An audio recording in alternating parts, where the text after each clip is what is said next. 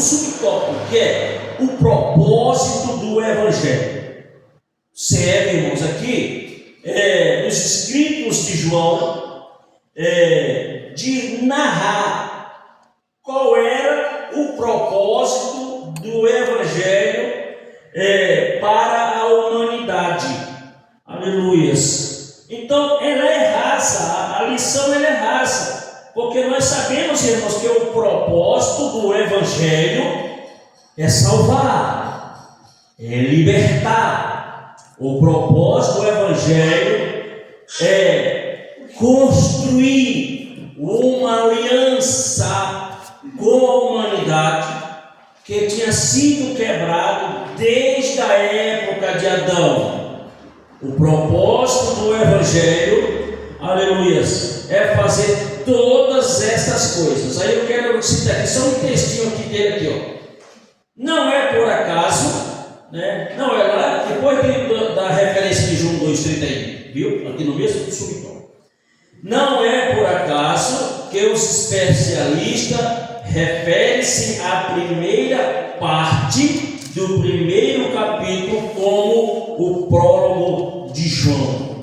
A apresentação, né? Eu acredito o seguinte, que João ele estava respaldado lá no primeiro capítulo, né, de Gênesis, no 1, para iniciar essa questão do verbo. É interessante, irmãos, olha, que o verbo aqui ainda não tinha sido revelado. Só para você entender como a expressão de João era totalmente inspirada, porque o verbo, por exemplo, ele ainda não estava no meio do povo, ele não tinha sido revelado, aleluia, mas aqui você vê ele sendo usado por Deus para falar sobre esse verbo, que ele aqui, mais para frente, ele vai falar que é o Logos de Deus, que é um termo grego que foi traduzido. Pulando esse assunto, né? Pulando esse assunto, nós entramos agora nessa explanação aqui da natureza. Agora nós vamos entrar aqui na questão de Jesus como homem, né? Jesus como homem. É o assunto mais importante aqui, irmãos, dessa revista aqui, são esses dois pontos aqui só. A salvação na vida eterna também é um propósito do Evangelho, né? Salvação na vida eterna também é um propósito, né? Sim. Sim, porque crendo gera em si a vida eterna, né? Por exemplo, você creu em Cristo Jesus, só em você crer na mensagem de Cristo, só você entender que Ele é o Filho de Deus, já gera dentro de você a vida eterna. Abre-se uma porta para que a vida eterna ela seja propícia a você. Todos os homens, todas as pessoas, quando creem em Jesus, ele já passa a ter ciência, né, que aquilo ali é um coletivo, acompanha a vida dele, bênçãos celestiais, bênçãos materiais, vida eterna, santificação e uma série de coisas que acompanham o cristão após ele crer, né? Então, aí o assunto mais forte aqui é esse aqui. São as naturezas. Há umas discussões por aí que não entende que Jesus é realmente Filho de Deus. Por quê? Porque se fez carne, porque era filho de Maria e de José, a ponto de vista das pessoas. Inclusive, né, pastor, na revista passada, né, nós falamos também sobre o verbo se fez carne. Sim. Como homem, né, na terra. Exato. Verdade. Praticamente as lições saem uma parecida com a outra, não sei se foi copiada, não sei, Jesus sabe. Então, aí aqui era aquela confusão que a irmã Cátia falou aqui, que, por exemplo, quando Jesus falava que era filho de Deus, os próprios sacerdotes, os próprios homens da lei, eles questionavam a Deus. Eles questionavam Jesus. Não, nós conhecemos você. Você é filho de Maria e de José. Tudo que faz a Deus mesmo. Quer dizer, a falta da compreensão de você não entender a possibilidade da encarnação. Então, é interessante, essa natureza aqui, ó, apesar do Evangelho de João sublinhar a forma clara da dimensão divina de Jesus, o apóstolo também aborda a sua natureza humana. Jesus, irmãos, ele tinha duas naturezas, a terrena e a divina.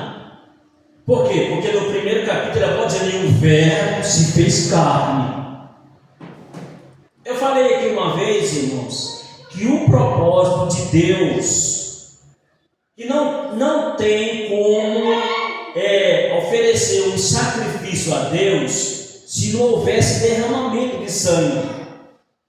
Deus não poderia fazer esse sacrifício, porque Deus ele é Espírito. Então ele se encarnou para que houvesse derramamento de sangue e o meu e o seu pecado fosse perdoado. Era necessário que o Verbo se fizesse carne. É interessante esse assunto, porque veja só, irmãos, no antigo pacto você via a presença de Deus, sentia a presença de Deus. Nesse daqui é interessante que são 3 pontos. Se eu for me aprofundar dentro, não vai ser aqui hoje. São 3 pontos aqui muito interessantes, que não está aqui não, que deveria estar, porque me ajudaria muito mais ainda. São 3 pontos.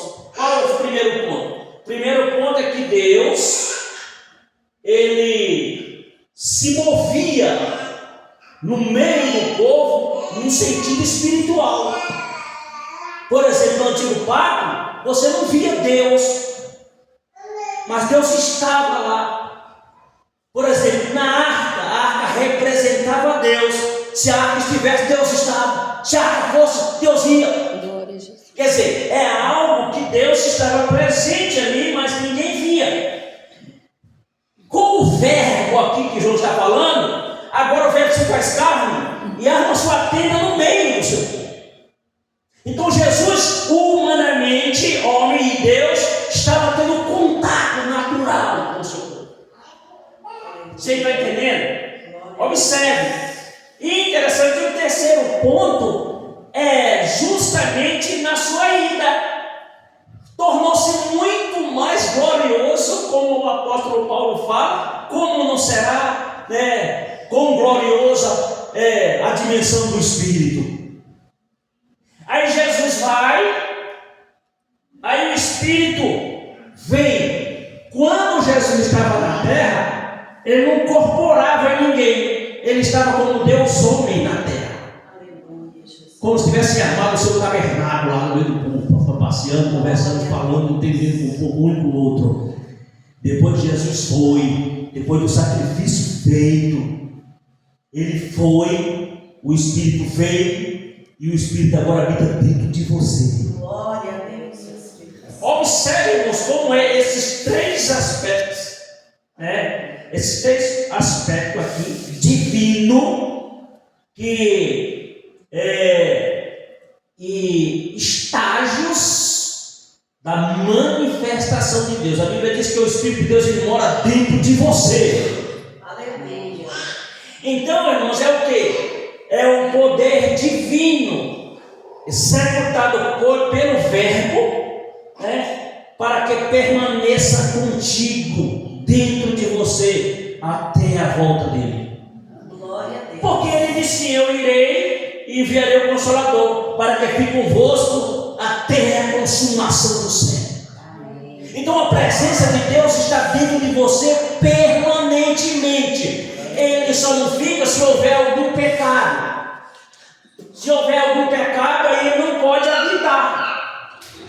Aí ele sai.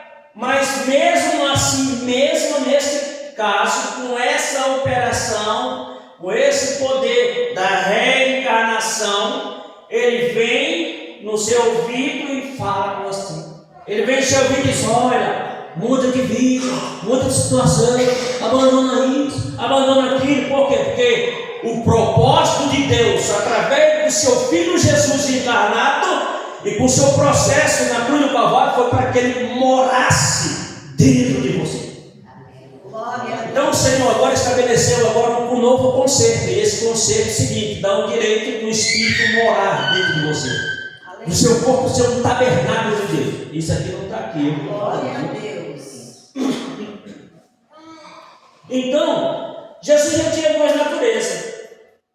E os homens não entendem isso. E tem uns que dizem assim, que Jesus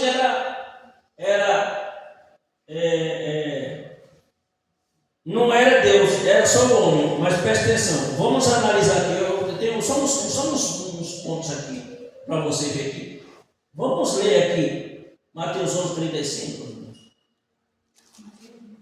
Leia Mateus 11:35. Mateus não, me perdoa, é João. João 11:35.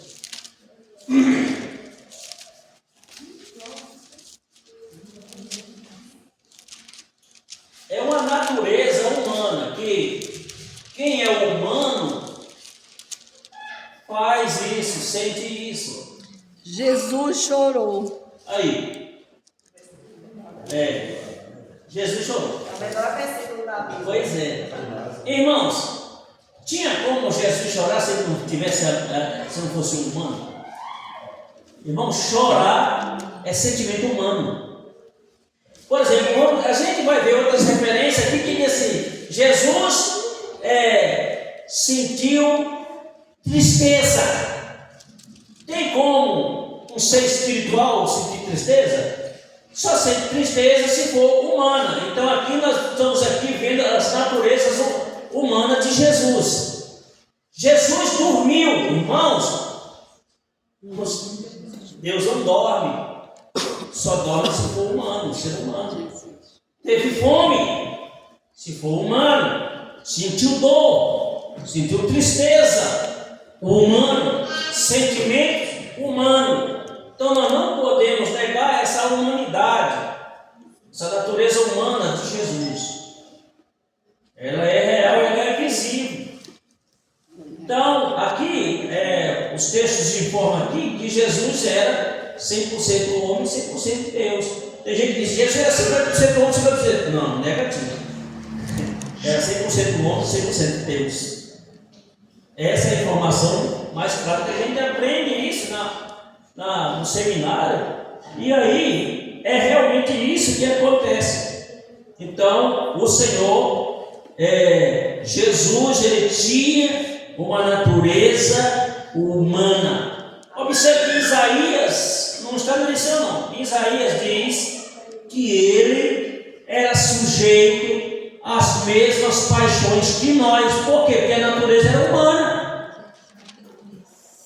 É interessante. Aí diz assim, mas ele não pecou. Mesmo com a sua natureza humana, ele não pecou. Ele não é fruto do pecado, porque ele nasceu,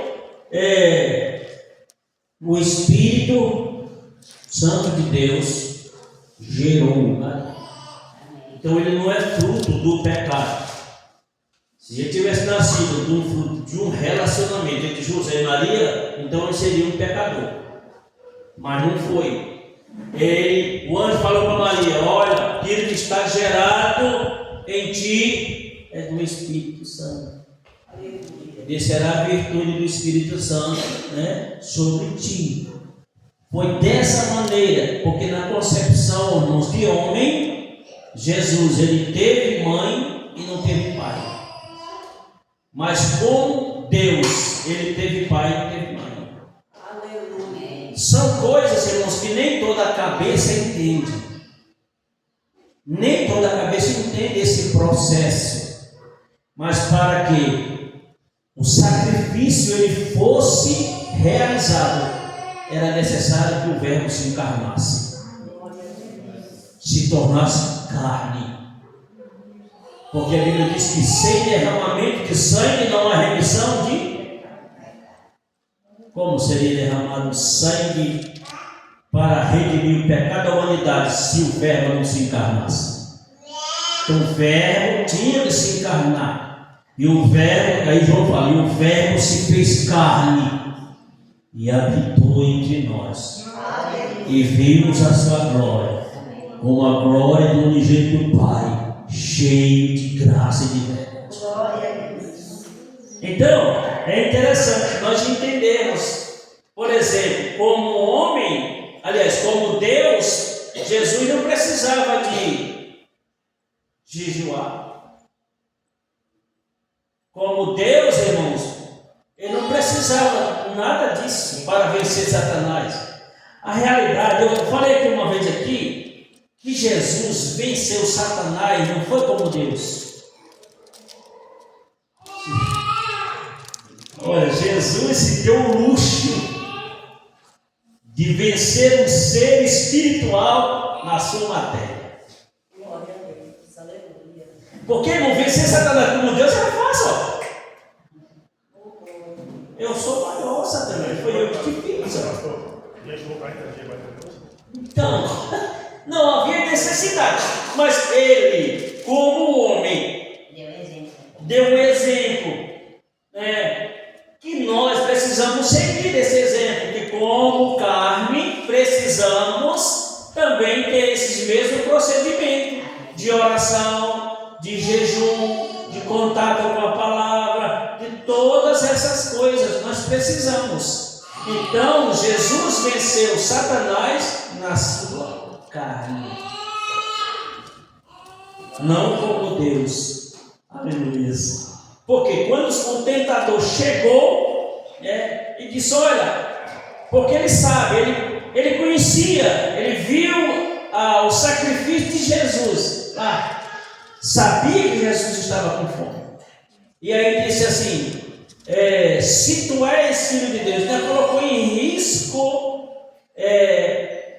a filiação de Jesus.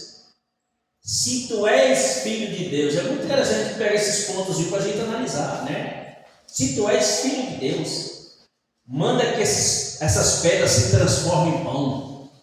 Jesus, como estava na carne, era um homem, mas estava no óleo, ele diz, nem só de pão viverá o homem, mas de toda a palavra que procede da boca de Deus.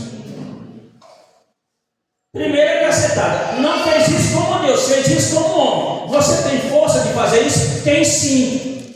Se você, cada um de nós, se colocarmos na presença de Deus, orando, nos consagrando e fazendo a coisa certa, pode ter certeza, você tem poder, você tem autoridade determinada por Deus, delegada por Deus, para repreender a Satanás.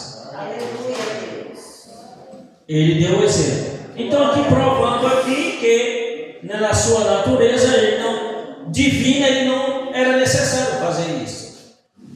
Mas como um homem ele fez. Por isso eu que falo para vocês, Jesus venceu Satanás como homem. Aleluia. E você vê muitas aberrações, pessoal, eu não estou com vontade, eu não consigo vencer. Consegue, irmãos. Consegue, porque o que habita em você é o espírito de fracasso, de autoconfiança em Deus. Mas se você tiver autoconfiança em Deus, for um crente assíduo na presença de Deus, como leitor das Escrituras, sabendo que o pão vivo que desceu do céu é a palavra, você tem que comer ela todos os dias, todas as manhãs. Você sabendo que você precisa orar ao Pai, que a oração é nada mais e nada menos do que uma conversa com Deus, um diálogo com Deus. Então você está dialogando com Deus, você está se aproximando cada dia mais de Deus. Então se você tem esse hábito, com certeza o inimigo vai passar longe de você, porque ele sabe em quem você está fundamentado, com quem você está conversando, com quem você está dialogando. Você está pensando que ele não sabe? Não sabe. O inimigo está ao nosso derredor, porque o nosso redor está longe do Senhor. Ele está ao nosso redor, mas ele está ao nosso redor, ele está vendo, está ouvindo, está vendo tudo de longe.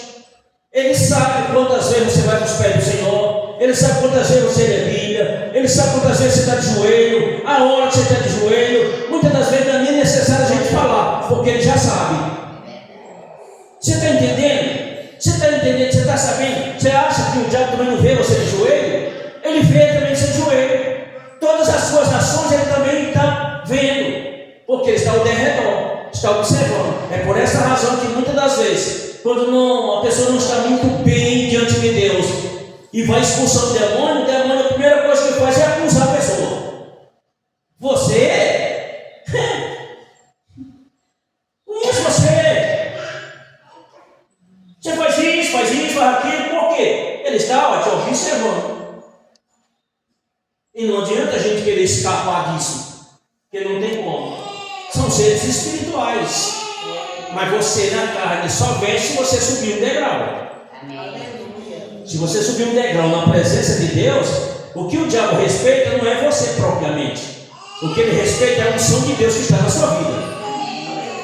Então, quando o diabo se aproxima, que vê que na sua vida tem um fogo, tem uma unção, tem uma intimidade com Deus, ele foge, ele vai embora. Por quê? Porque ele sabe que você é um homem ou uma mulher dedicado na presença de Deus. Aleluia. E ele sabe que se ele se aproximar, ele vai perder. São graus espirituais.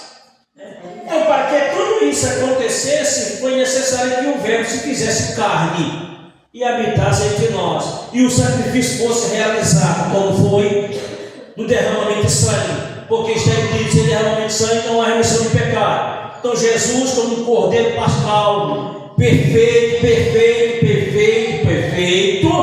aleluia, não daqueles animais, mas perfeito, derramou seu sangue, dando direito a todos nós sermos redimidos pelo seu sangue. Aí sim, irmãos, esse é que é o sacrifício perfeito. E aí hoje nós estamos aqui propagando o nome de Jesus e as suas maravilhas, sendo grato a Deus pelo seu ato, irmãos, pela sua escolha. Irmãos, eu fico assim analisando, existem pregadores que dizem assim: Jesus abandonou o céu. Mentira, irmão. Mentira. Esses pregadores que pregam que Jesus abandonou o céu, eles não entendem nada de teologia de Jesus, porque, irmãos, teologia é aquilo que o homem diz da Bíblia. Bíblia a doutrina é a própria palavra de Deus. Então, observe, irmãos, o que a Bíblia diz? A Bíblia diz que não é que Jesus abandonou, não é isso.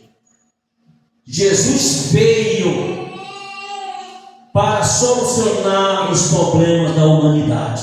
Amém. Para dar à humanidade mais uma oportunidade de morar no céu. É interessante, às vezes fica se admirando de pessoas que entendem, veem, mas não querem. Então, todas as coisas elas estão nuas e patentes aos olhos de Deus. Amém? Então, há duas naturezas. A natureza divina, irmãos, é aquela. Eu vou ler só uma passagem para a gente encerrar. A natureza divina é aquela. Você lembra quando ele estava discutindo com os fariseus? Ele disse assim: Pai Abraão viu meus dias e se alegrou. Eles olharam para ele assim, sem entender nada. Eles eram cegos de forma espiritual. Não tinha espiritualidade nenhuma. Estava cheio de conteúdo. Estava cheio das leis de Deus, mas cego com relação às obras espirituais. Eles olharam para Jesus: tu não tem nem 50 anos, como é que tu viste Abraão? Aí Jesus vai e se identifica como Deus. Pois na verdade eu vos digo que antes que Abraão existisse eu sou. Aleluia. Aqui é a natureza divina de Jesus. Aí quando Jesus falava isso, ele dizia: tu tens demônio, tu estás fazendo Deus meu a ti mesmo. Porque ele não sabia o que era verbo divino. Eles achavam que Deus ia mandar um reino para ele mas um rei, assim como foi Davi, para julgar suas causas, para ir na frente das pelejas, para destruir reinos, como era no antigo pacto. Você lembra quando aquele homem chegou para Jesus e disse: olha o seguinte, tu és um rei, agora nós vamos tomar o poder de Roma. Jesus disse: não, meu reino não é daqui dessa terra não, meu reino é de lá. Porque eles tinham eles tinham perspectiva do que seria um rei e do que ele deveria fazer.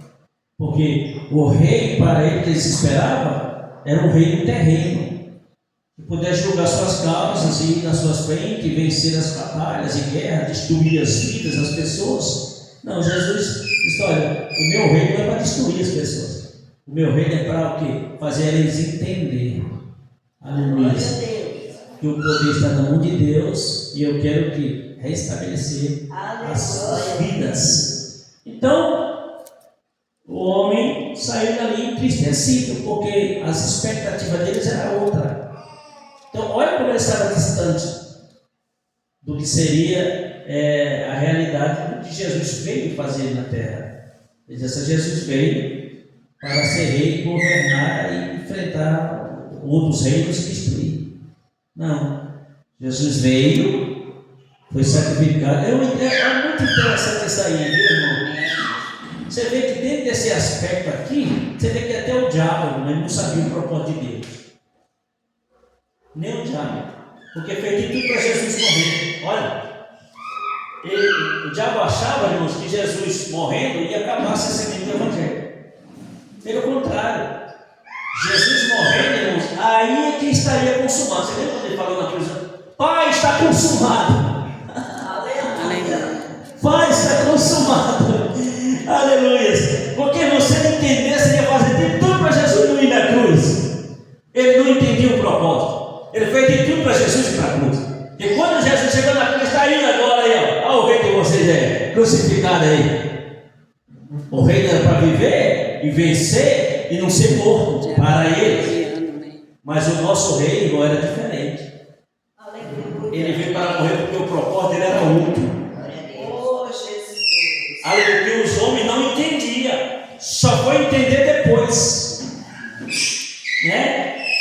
Então, o propósito de Jesus foi resgatar as nossas vidas da escuridão, das trevas, nos libertar, abrir a porta da salvação para nossas vidas, que estávamos perdidos. Não é isso que o apóstolo Paulo fala aos Romanos?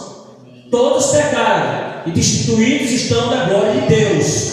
Pelo pecado foram destituídos, estavam afastados, estavam longe, mas pelo sacrifício de Jesus se aproximaram de Deus.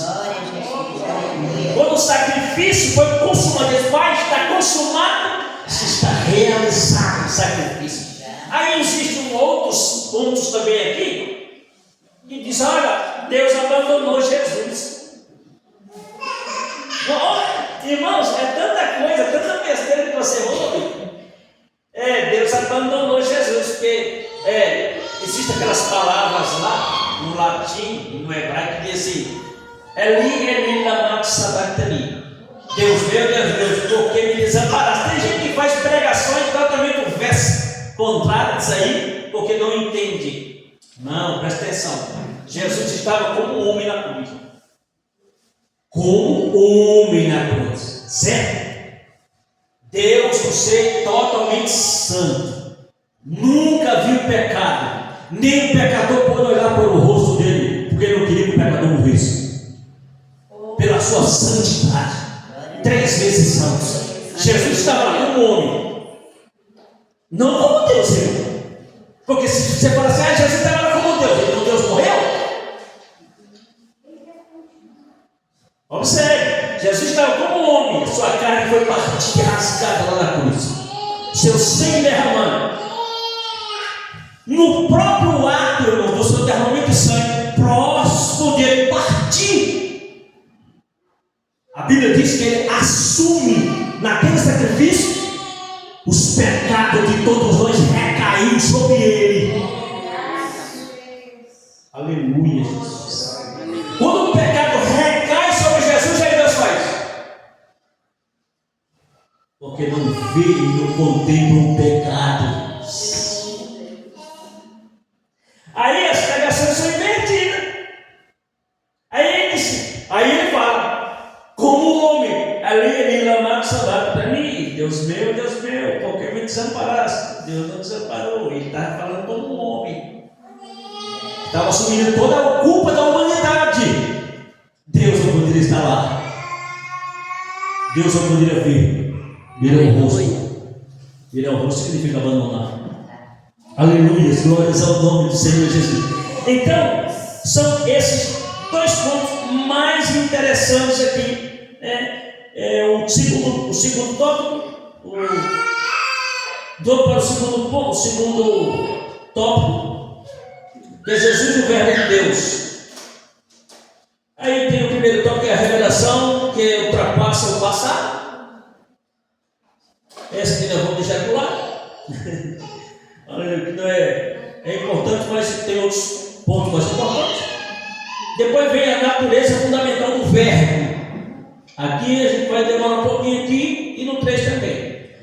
A natureza fundamental do Verbo, tal como Deus é eterno, também o Verbo é. Mais adiante, em Apocalipse, o apóstolo João escreve o Verbo como o Alfa e o Ômega. Entendemos aqui essa natureza do Verbo fundamental, e o Verbo, João escreve o Verbo como, que o Verbo aqui é o Logos de Deus, como o Alfa e o Ômega, o princípio e o fim, né? Diz o Senhor, que é o que é e o que há de vir, o Todo-Poderoso. Aleluia. Aleluia. Aqui, irmãos, entra aquela instrução que a gente entra na questão da Trindade aqui. Aqui entra na Trindade. Só não fez esclarecer, mas aqui entra na Trindade. Na Trindade, pelo fato de que Deus ele projetou. Deus ele projeta, seu Filho executa e o Espírito Santo atua. Aleluia. Né? Mas as essências é uma só. Não é três deuses. É isso aí que o unicismo ele se enrola todo por falta de espiritualidade. Porque a Bíblia diz que quem é espiritual discerne bem. Então, se você é espiritual, você tem capacidade de discernir as coisas de Deus como ela é. E aqui entra a Trindade. A essência é o mesmo. É interessante nós entendermos que, por exemplo, aí nós entendemos aqui que Jesus agora ele está à direita de Deus Pai, é verdade, a Bíblia diz, como advogado. Se nós observarmos o que um advogado ele faz? O advogado, ele defende. O advogado, ele defende. Ele é contratado para defender alguém. A gente pega alguns recursos do direito aqui na terra, só em parte, não total, porque se a gente pegar ele totalmente, a gente se enrola. Porque a gente sabe que tem de advogado aí, mentindo, enganando, fazendo procedimentos totalmente errados, para que alguém ganhe a causa por causa do dinheiro, é muito. Só que a gente não entra por esse mérito aqui. A gente coloca Jesus como um advogado fiel. Advogado justo. Isso. Que ele pesa tanto o seu, como o meu, como de quem quer que seja, da medida como é. Dinheiro não compra ele, né? De forma nenhuma. O caso dele não é se meter com injustiça, porque ele é justo. Ele é fiel. Por mais que alguém tente enganar e usar alguns procedimentos contrários, mas Deus ele é fiel. Glória a Deus. Nós podemos, com nossos lábios, dizer que Deus é fiel e a gente não ser. O problema aqui não é a gente dizer que Deus é fiel. O problema é você realmente ser fiel. Você está entendendo? Porque Deus nunca vai deixar de ser fiel. Ele vai ser fiel mesmo, embora você não seja, ele vai continuar fiel. Glória a Deus. Ele não vai mudar, porque esse é um atributo dele. Então, o julgamento do Senhor, como advogado lá, ele vai dar a causa para quem tem realmente razão. Então, ele, como advogado justo, está lá para defender. Ele vai defender o justo. Quando está sendo injustiçado, ele usa a sua justiça para justificar a pessoa. É interessante aqui que ele, como advogado, está para defender. Aí, alguém faz uma série de coisas. Aí o povo cai em cima, matando. Aí o Deus olha assim: nossa, eu não posso me pecar. Se ira. Quando Deus se ira, diz: Pai, eu morri por eles. Aleluia. Glória a Deus. Olha a função, como advogado. Não é para desfazer o que o Pai ou o que o Espírito faz. Não é essa. Porque a essência é a mesma. Aleluia. Mas é para lembrar que o sacrifício foi realizado por Jesus.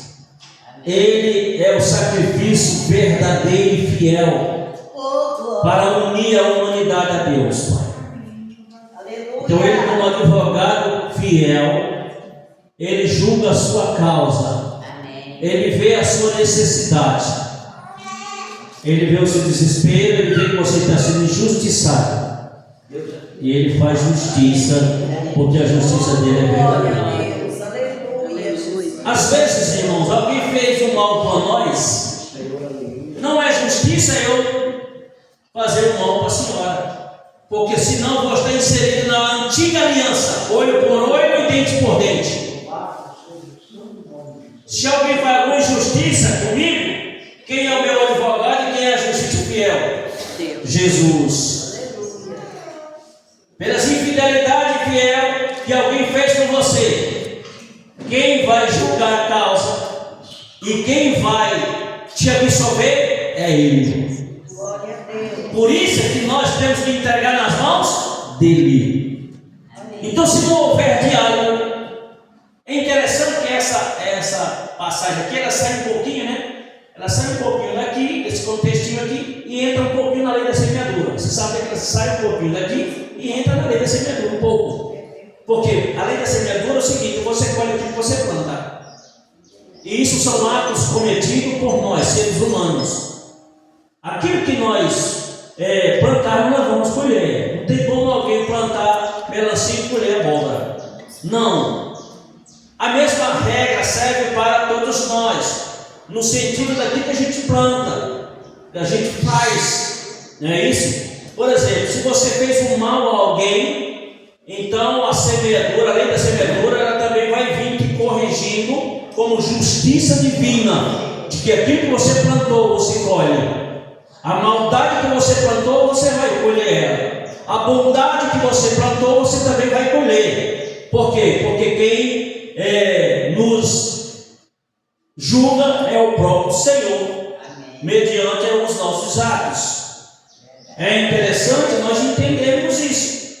E dentro desse aspecto aqui, nós entendemos essa natureza fundamental do verbo, e o João vai e diz: olha, Jesus chega e diz: eu sou o alfa e o ômega, eu sou o princípio e o fim. Então Jesus continua sendo Deus, nunca deixou de ser Deus. O contato que foi feito aqui na terra foi um contato de habitação e de expiação pelos nossos pecados. É interessante a gente entender isso, No princípio era o verbo. Esse outro ponto aqui bem rápido para a gente saber. Por exemplo, conforme já referimos, no grego, no Novo Testamento, a palavra que traduz o verbo é logos, que significa palavra. Interessante. O conceito logos traz consigo a noção de expressão tanto da razão quanto da linguagem. Então, neste sentido, a forma mais adequada de compreender esse termo relacionar-se com as maneiras pelas quais Deus se manifesta ao ser humano. Assim, o conceito mais apropriado para o Logos encontra-se em Jesus, que representa a expressão divina, a revelação de Deus. Aí, irmãos, a gente sai um pouquinho aqui, é interessante, não está aqui também. Jesus é nosso representante, Ele é o nosso advogado. Não existe, aí a gente sai um pouco aqui, ó. Não existe outro mediador entre Deus e os homens, Jesus Cristo e o homem. E você vê que existe muitos segmentos aí que atribuem a uma outra pessoa esse fato da comunicação, de intermediar. O intermédio aqui é Jesus. Você sabe por quê? Não é só porque Jesus é filho de Deus, é porque ele não fugiu dessas dores, desses martírios, desses açoites por mim e por você. Aleluia. Ele é a pessoa qualificada. Eu estou falando com ele como um homem, né? Qualificada para intermediar, para falar por você. Porque a sua e a minha vida e a da humanidade pertence a Ele. Amém. Aleluia. Porque, irmãos, olha, veja só o que está escrito em João. Porque Deus amou o mundo de tal maneira que deu o seu Filho. Deu em sacrifício por todos nós. Agora, o ser humano precisa crer para ter a vida eterna. O sacrifício foi feito e está aí, realizado, porta aberta. Jesus morreu sem nem você saber por que ele veio. Jesus nem perguntou: você quer que eu morra por você? Ou você quer que eu morra por você? Não. Ele já veio determinado. Aleluia. É interessante. Aí a gente vai lá no jardim lá do Getsemane, na oração de Jesus. A gente ouve Jesus orando, porque Jesus já estava assumindo a culpa, as traições, os abandonos, né, os discípulos, né, pessoas vendendo. Tá? Jesus já não sabia, como Deus não sabia que Jesus dizia para ele, não. Já estava lá, orando ao Pai. Pai, Oh, Deus. se possível, Aleluia. passa de mim esse cálice. O que é isso, irmãos? Jesus, como homem, ele sentiu grande angústia. E lá está lá que ele sentiu grande angústia. E o seu suor se tornou-se grande gota de sangue. Está lá. Porque ele, como homem, ele sentiu o peso, irmãos, da ira do homem, o peso da cruz, que não era fácil não ser enquadrado numa cruz. Você já imaginou, irmãos, alguém ficar pendurado numa cruz lá, sangrando, esperando a morte chegar? Você está entendendo? Sufocando, né? Olha. E isso no sol quente, exposto. Ainda tinha uma lei deles ainda lá. Se a gente chegar, se ele tiver morrido, ele quebra os ossos dele, quebra as pernas. Mas como a Bíblia ela é toda espiritual, profética, viva, né? A gente vê até as letras andando, né, no nosso mundo. Aleluias. O profeta foi profetizado por Deus que nenhum dos seus ossos seria quebrado. Aleluia. Ninguém vai quebrar os ossos. Glória a Deus. Viu?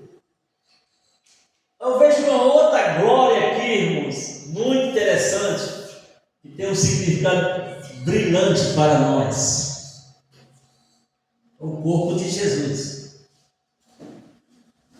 Amém. Jesus ele ressuscita e o corpo dele passa por um processo de transformação. Aí ele diz que são, é os primeiros da Glória a ressurreição. Deus. Aleluia.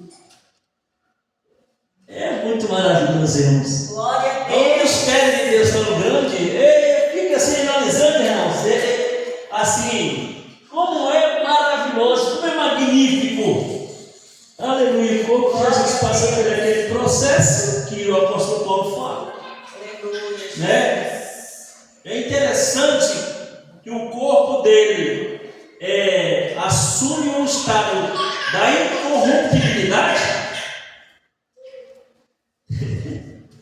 Glória a Deus. mas as marcas continuam, né? As marcas continuam. Se vocês lembram, quando Tomé duvidou da sua ressurreição, ele chega, aleluia, depois da ressurreição ele chega e diz: Tomé, olha aqui as minhas mãos e põe a mão do meu lado. Você sentiu onde um soldado rodou um furor? E não seja incrédulo, mas seja crente. É algo, sabe, espetacular que a Bíblia nos mostra, sabe, sobre essa questão aqui, né? Então é muito interessante esse ponto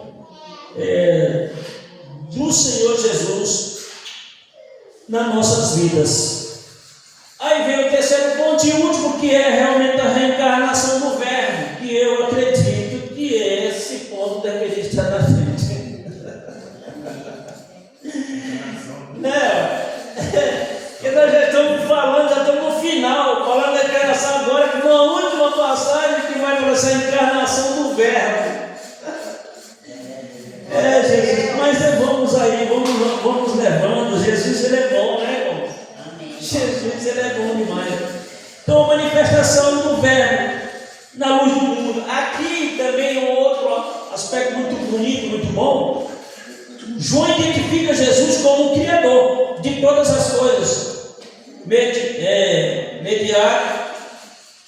mediado pelo Pai. Essa palavra está até errada.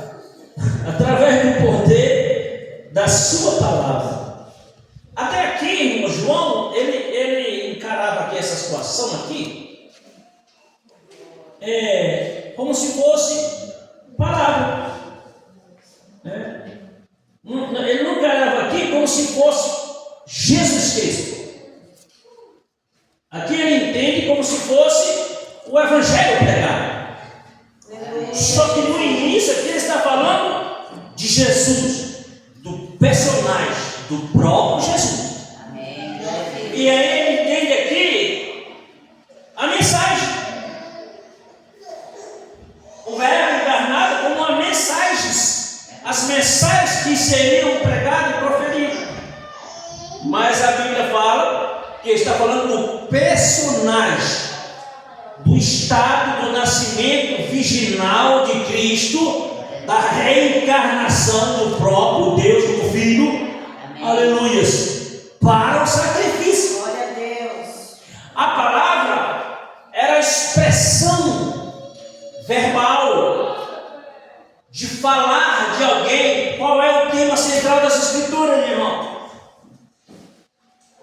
Os irmãos sabem? É Jesus. Então nós iniciamos com o personagem, com o seu nascimento, característica humana e divina, operações da mesma maneira. Então, aí João ele entende, e é necessário, muitas das vezes a gente não entender muito bem as coisas, não é verdade? Mas aqui João, aqui, mesmo sendo espiritual, ele entende aqui que seria a mensagem propagada, porque antes de Jesus vir, né, eles tinham as mensagens do Antigo Testamento, Porque tudo falava de Jesus, só Jesus não tinha sido revelado. E eles nem sabiam como seria. E quando foi, eles começaram a duvidar. Muitas das vezes acontece nas nossas vidas. Às vezes a gente pede algo e Deus dá. E quando Deus dá, a gente começa a duvidar daquele que recebeu. Porque a gente não entende o propósito divino. Como aqui no início aqui, João ele titubeou um pouco, mas depois ele entendeu. E é interessante, irmãos, que esse João que escreveu isso aqui, João Evangelista, irmão do Tiago, não era o irmão de Jesus.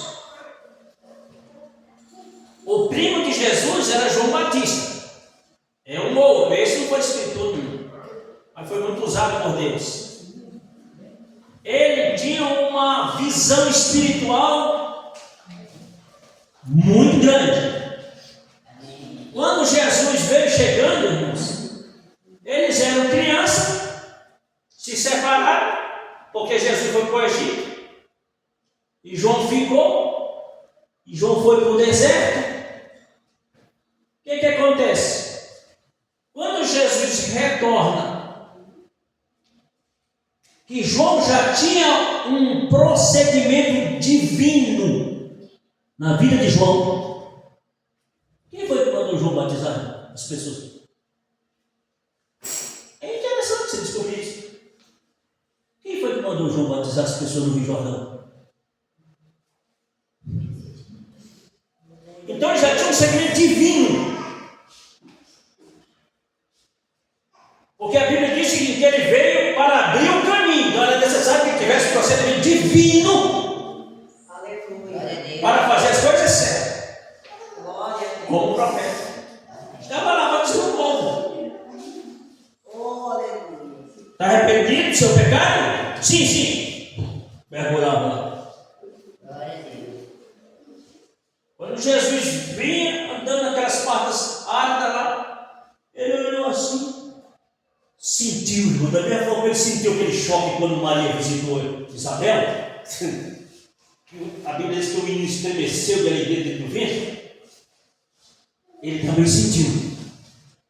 Aleluia. Ficou alegre. Eu creio. Glória a Deus. Jesus chegou. Quando Jesus chegou, ele olhou para os seguidores dele que estava dizendo assim: eis aí o Cordeiro de Deus que tem o pecado do mundo. Amém. Amém. Aleluia. Quem deu discernimento a João Batista a não ser Deus? Deus trabalha por um propósito. Amém. E aí, chegou, aí disse: João, me batiza. Eu é que ficarei coisa curta. E vem tu aqui. Não, me batiza aqui segundo a mim. E tinha lá uma palavra que dizia assim: aquele que vir descer, o Espírito Santo, símbolo do povo corpóreo. Ele. Jesus olhou e levantou. Quando levantou, uma voz do céu: este é meu filho amado, em quem me compraz. Aleluia! Ele viu símbolo da porra sobre Jesus. Aleluia. Tudo tem um propósito, irmãos. Ninguém falou para João Batista, simplesmente pelo propósito divino de Deus. Ele foi fazer aquilo que Deus ordenou. Glória a Deus. Aleluia.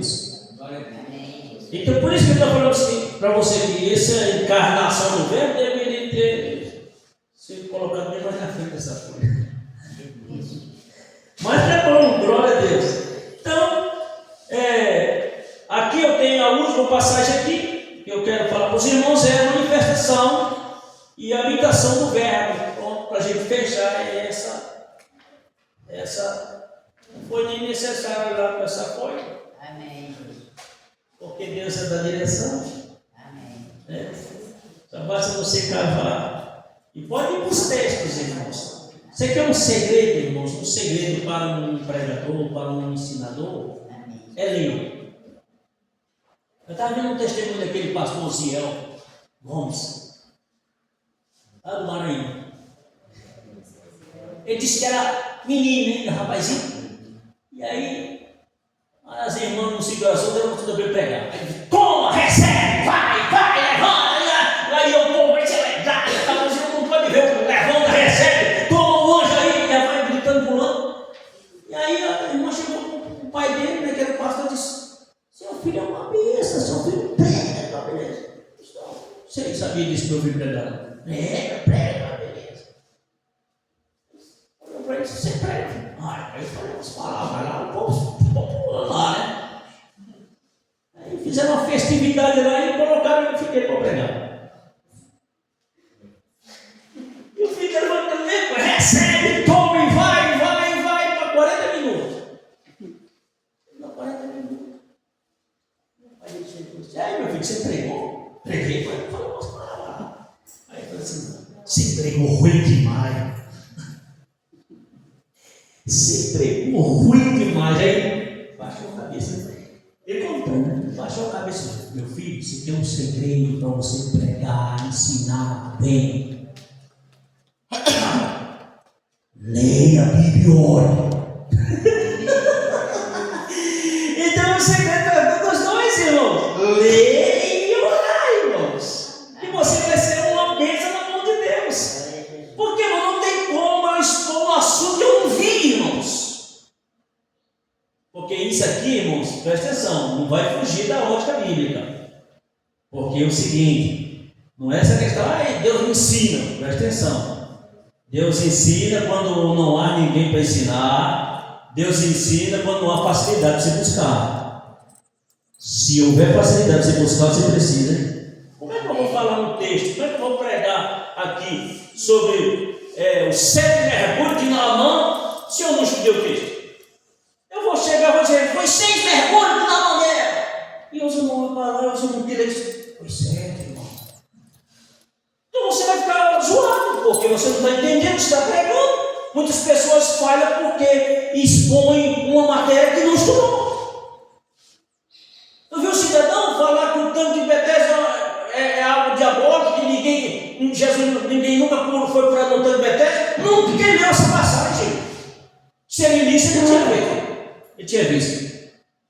Então, o segredo é você ler. É ler. Vai aqui, está aqui as referências, tá? Leia a referência. Vê o que está falando a referência. Com relação a esse tipo de situação. Porque isso é uma matéria que você vai expor. Que você vai falar sobre ela. Então você precisa ter conhecimento dela. Eu lembro quando eu era jovem e nós fazíamos culto nas ruas. Lá para o Nordeste faz muito culto evangelista na rua. Culto na praça, culto relâmpago, uma série de coisas. Né? E aí nós estávamos no culto lá das casas. E aí o irmão Lázaro estava pregando. Ele estava pregando. Eu não tenho coragem de fazer isso não, o irmão não fez, eu não sei porquê, né? Mas Deus sabe, né? E ele estava pregando. Aí ele disse assim, Moisés, Abraão, estenda o teu cajado e atravessa meu povo. Aí o irmão atrás falou assim, é Moisés, irmão. Irmão, jogou um balde de água fria nisso aqui. Acabou. Quer dizer, então isso é o quê? É má informação daquilo que está pregando. Eu estava vendo um pedaço de vídeos lá. Aí o homem chega lá para a mulher. Aí chegou e eu disse assim, você viu, minha filha? Eu preguei lá, suei, os irmãos me deram um glória a Deus. Também, meu filho, você pregou que Davi estava na cova do leão? Não, pelo amor de Deus. Então, é atropelar as coisas, irmãos. Olha, veja só, a coisa mais ruim que tem é você pregar para um crente. Porque o crente conhece o que você está pregando. Se você chegar para um camarada ímpio lá e pregar e falar alguma coisa errada, ele não vai nem perceber que você errou. Mas se você pregar para crente, irmãos, qualquer vacilo que você der, está sabendo. Você chega na tribuna aqui, o camarada está aqui, porque você pregar, vamos convidar aqui o pastor fulano então para trazer a mensagem essa noite. O senhor é da sua retaguarda, irmãos. só pastor grande, de formação, pregador que já rodou por tudo quanto foi país, consultor doutrinário, teológico, professor de escola dominical, suas pernas bandeiras, que você vai falar para a pessoa que você conhece. Qualquer passe que você der lá, irmãos, esse eu está me preparado, não. É assim, não funcionam as coisas. Então, por essa razão, você quer ver uma coisa boa? Não? Você pode escolher um texto pequeno. Pode escolher um texto pequeno e você vai estudar sobre esse texto, de quem está falando, quem falou esse texto, quando foi que falou, para quem falou. Tudo isso você tem que ter informação, porque aí você vai se aprofundar sua mensagem. Porque senão você não vai falar, e aí, não deu 6 mergulhos. Irmão, deu 6 mergulhos, irmão, ficou por lá. E pronto, e vai ficar só naquilo. E aí você vai passar vexame, porque você iniciou a mensagem. Não tem nem 5 minutos. E aí você vai ficando, trocando de mensagem, empurrando outra coisa, não lê, você foge do texto, você lê um texto, vai lá para outro. Irmãos, leia o texto e explica o texto. Aleluia. Se ler o texto e for para outro canto, é o primeiro sinal da sua insegurança com relação àquilo que você está lendo. Eu costumava, sabe, não passar quando era jovem, era que alguém lia a leitura oficial e alguém pregava na leitura oficial. Teve uma época em Manaus que eu chegava para os irmãos e falava assim: irmãos, onde é que vocês querem que eu pregue hoje, irmão? Não era por exibir, não. Não. Era porque, estava afiado. Aleluia. Quando eu aceitei Jesus, irmãos, a menina que me ligou para Jesus me levou a estudar a Bíblia. Eu li essa Bíblia 3 vezes. Mas não decorei muita coisa, não. Mas aqui, para você estar aqui, aí o Espírito Santo, toma esse. E você vai falando. Aleluia. E a bênção vai se concretizar. Tá bom, irmãos? Irmãos, Deus abençoe os irmãos, viu? Deus abençoe os irmãos. Estou orando por ela direto, já passou não, viu? Eita Deus amado. Tem muito ensaio hoje.